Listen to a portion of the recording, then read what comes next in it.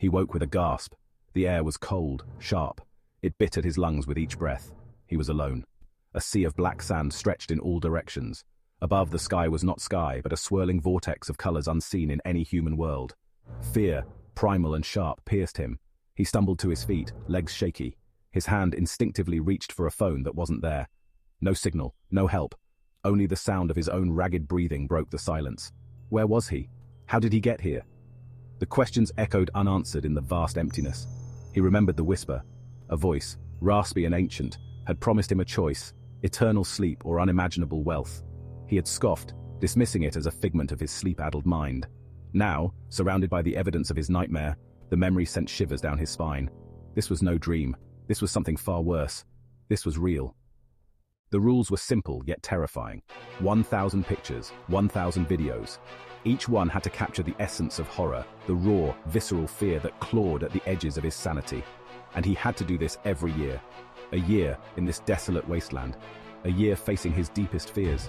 He had no camera, no phone, not even a scrap of paper to draw on. It was as if this place, this prison, wanted him to fail. Despair threatened to consume him. Was there even a point in trying? But something deep inside him, a flicker of defiance, refused to give up. He would find a way. He had to. The task seemed impossible. He knew nothing about photography, about capturing the essence of fear. He was a writer, his words his only weapon against the darkness. But words were useless here. This nightmare demanded something more, something primal, something that spoke to the deepest fears within. Then, just as despair threatened to engulf him completely, he saw it. A glint of metal in the black sand. He rushed to it, his heart pounding with a sliver of hope. It was a camera. Old, battered, but miraculously intact. He picked it up, his fingers trembling. It was heavy in his hands, a lifeline thrown to a drowning man. He examined it more closely. It was a Polaroid, the kind his grandfather used to have. Simple, almost crude, but it was a camera. A chance. He looked around, his gaze sweeping the desolate landscape. What could he capture here? What could possibly convey the horror of this place? He had to be smart, he realized. He couldn't waste precious film on random shots. Each one had to count. Each one had to be a testament to the fear that gnawed at his insides. He had to become a hunter, stalking the shadows, seeking out the moments of terror that lurked beneath the surface. Section 4. The price of failure. He thought of the consequences of failure. Eternal sleep. Or worse. The voice had been clear. Fail to capture the essence of horror, and horror itself would consume him. He would become one with the nightmare, his essence twisted, his soul forfeit. He had heard stories, whispers of a fate far worse than death. A sorcery so ancient, so evil that it could strip a man of his flesh, leaving behind only a hollow shell, a mockery of life. A skeleton, forever trapped in this desolate wasteland, forced to witness the torment of others. Unable to scream, unable to weep, he shuddered. The thought of such a fate sent chills down his spine. He had to succeed. He had to find a way to survive this nightmare. He thought of his loved ones, their faces a distant memory. He would not let this place break him. He would not become another victim. Section 5. The transformation. He spent his days exploring the wasteland, his Polaroid, his constant companion. He photographed the shifting shadows, the strange alien plants that pulsed with an eerie light.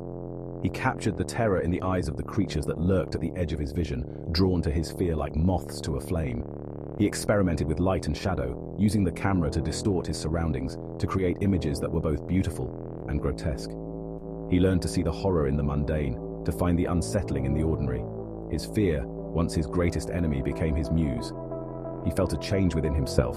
The fear was still there, but it was different now. It was sharper, more focused. It no longer paralyzed him, but fueled him. He was becoming something else, something more. He was becoming the embodiment of his own fear. Section 6. The choice. The day arrived when he took the 1,000th picture, the 1,000th video.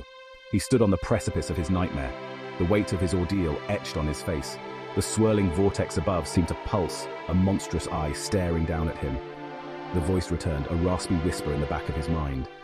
It spoke of his success, of the choice that awaited him. He could choose to leave, to return to his world with unimaginable wealth. Or he could stay.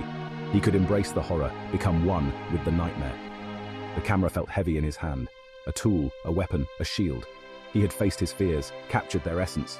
But at what cost? The world he left behind seemed so distant now, like a fading dream. Could he ever truly go back? Or had this nightmare changed him too much? The choice was his. But which was the true nightmare? The one he could escape? or the one that resided within?